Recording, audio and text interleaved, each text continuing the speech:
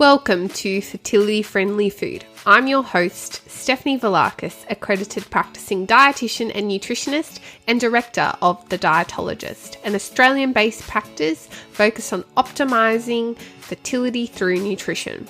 This podcast will bring you snack-size episodes for you to learn, grow, and be inspired by the latest research, facts, and practical lifestyle tips about eating well for optimal fertility, helping you cut through the confusion and myths to take back some of the control on your fertility journey, one bite at a time.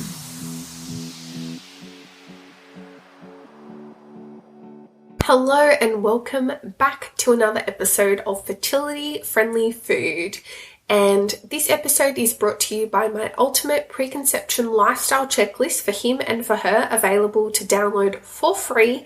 The link is in my show notes, or head to thedietologist.com.au/freebies to get your hands on it. And in today's episode, we are talking about the oral contraceptive pill and the nutrients it could be depleting you of. And I think every single woman should be across this information. And in fact, I think most women don't know about this, and it's probably one of my most popular blog posts that I've ever posted. And I think this is because 1 in 4 women in Australia take the oral contraceptive pill, which I'm just going to call the pill from here on out, at some point in their reproductive life. And the common questions I get is, I'm going to come off the pill because I want to start trying for a baby. How long will it take for my period to be regular? What should I be doing? Is there something I should be doing coming off the pill and trying to conceive? I feel like there's got to be some other step. And how long is it going to take to get my period back after the pill? And these questions have complex answers because it's really variable. Some women can get pregnant the very next month coming off the oral contraceptive pill, whilst others can take 6 up to maybe 12 months to even get their period back. And that's definitely a time where you need to be speaking to your GP or gynecologist about testing for conditions like polycystic ovary syndrome, which can lead to those irregular periods or other causes of irregular periods as well. So my focus today is to equip you with the knowledge that I wish you got in your health or PE class about taking the pill, and what nutrients you should be focusing on replenishing before you conceive, which can help you from a fertility perspective, but also just from a general nutrition and lifestyle and well-being perspective too. So the very first nutrient that I am diving into that the pill can deplete you of is zinc. Now, zinc is an essential mineral. It is critical for both sperm and egg health. Luckily, the men aren't taking the oral contraceptive pill, although I wish they brought that out. Studies have shown that women who take the oral contraceptive pill have lower levels of zinc in their blood. Now, we know the zinc blood test isn't 100% as accurate as things like iron or vitamin D, but it is definitely something to at least consider. This research has actually been done back in the 1960s and then has been consistently confirmed with the latest study dated in 2013. So this is not new information. It is thought that the reasons why that we are more likely to be depleted in zinc when taking the pill is because of changes in zinc absorption and maybe increased losses, which increases the dietary demand for zinc for women taking the pill. And we know most women can't even meet their zinc requirements as it is. We need 11 milligrams per day for non-pregnant women, and most of us aren't reaching that target as it stands. So if we are increasing the demand, there is a more likelihood of deficiency in the group of women that do take the oral contraceptive pill. So just as a refresher, our key dietary sources of zinc are our seafood and shellfish like oysters and crab, meat, legumes and beans, cashews and other nuts, seeds, eggs, quinoa and other whole grains. The next nutrient that I like to talk about is magnesium. Now, magnesium is an essential mineral important for the production of energy and helps with over 300 reactions in the body. It can help with muscle relaxation, sleep, and also bone health. Research has shown multiple times that magnesium in the blood can be reduced by oral contraceptive pills, and it is thought that the increased risk of blood clots on the pill is partially due to the change in the calcium to magnesium ratio in the blood. Researchers have proposed that magnesium supplementation during the period of oral contraception should be considered, but obviously you do need to discuss this with your doctor before you start taking any new supplements. But if you're not keen on a supplement, the key dietary sources of magnesium to include are green leafy veggies, fruit like figs, avo, banana and raspberries, nuts and seeds, legumes and other veggies like peas, broccoli, cabbage, green beans, artichoke, asparagus, Brussels sprouts, and also some seafood. The next nutrient to consider when taking the pill is selenium. Now, selenium is really a tricky nutrient because it's hard to know exactly how much you're getting in your diet because it fluctuates based on the selenium content of the soil of where the produce you eat is grown. Now, selenium is important for helping antioxidants work better in the body, and it's an antioxidant in and of itself, but it also has a role to play in thyroid health too. Studies have shown from the 80s that the pill may be interfering with selenium absorption in the body. The key dietary sources of selenium are Brazil nuts, so maybe chuck a Brazil nut into your morning smoothie, pork, beef, turkey, chicken, fish, and shellfish. So if you are vegetarian or vegan, Brazil nuts are going to be your key source of selenium.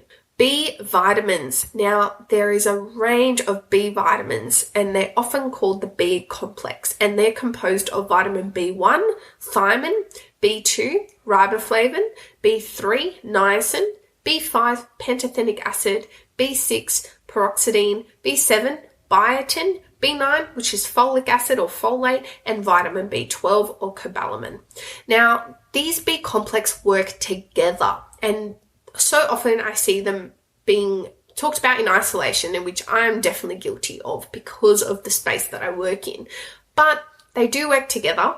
What's critical to remember about B vitamins, especially when we're talking about supplementation, is they are water soluble and they are lost through our sweat and urine, which is great for avoiding things like taking too much, but also means every single day we need to be getting enough of these vitamins because they will be lost. B vitamins are key for energy production and also cell health. They also have a wide variety of other functions for supporting our red blood cells, in particular for B9 and B12. So there are 4 B vitamins that are at risk of being low when taking the pill. The first is folic acid, which is the number one thing we're told to supplement when trying to conceive. Obviously important when in early pregnancy for preventing neural tube defects. So it is key to give yourself at least a few months of folic acid supplementation between coming off the pill and actually conceiving wherever possible. Studies reveal that the pill may be impairing folate metabolism, and studies from the 60s have shown that women taking the pill have poorer folate status based on their blood work. Now, whether that's the pill causing it directly or whether there's some kind of women who are more likely to take the pill are more likely to have poorer dietary quality, we don't actually know. Association and causation, we've got to be really mindful of that when it comes to nutrition research in particular. The next nutrient to consider is riboflavin.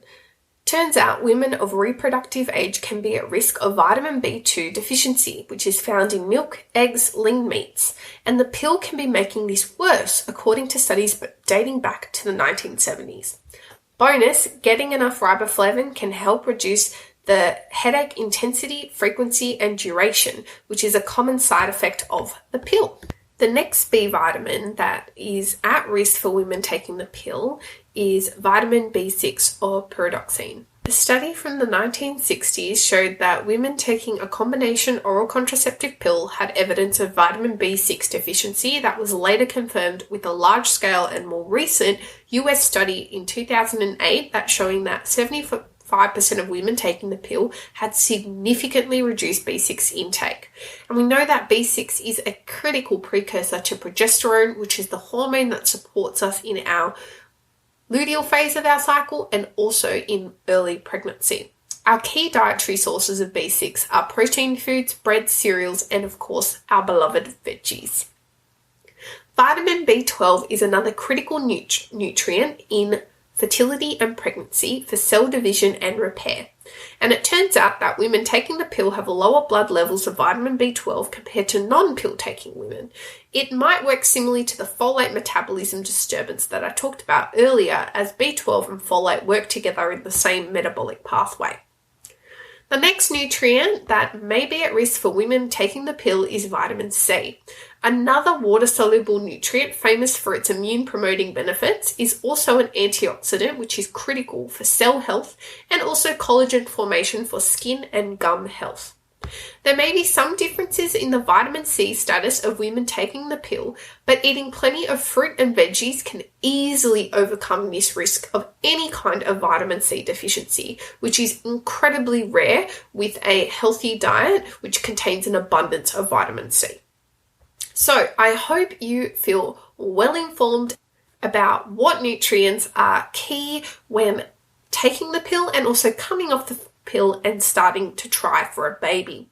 I think this is just basic knowledge that we should all be given when either consider taking the pill or even just in our education, sex education classes that we get about contraception, because these are all key nutrients that I see on a day-to-day basis that could be having an impact on our time to conceive or time to pregnancy. So once again, thanks for listening in. Please leave me a rating and a review. It is much appreciated, and share the podcast on socials and tag me at _Dietologist. You can download my ultimate preconception lifestyle checklist, which incorporates all these nutrients at thedietologist.com.au/freebies, and I'll also link it in the show notes below.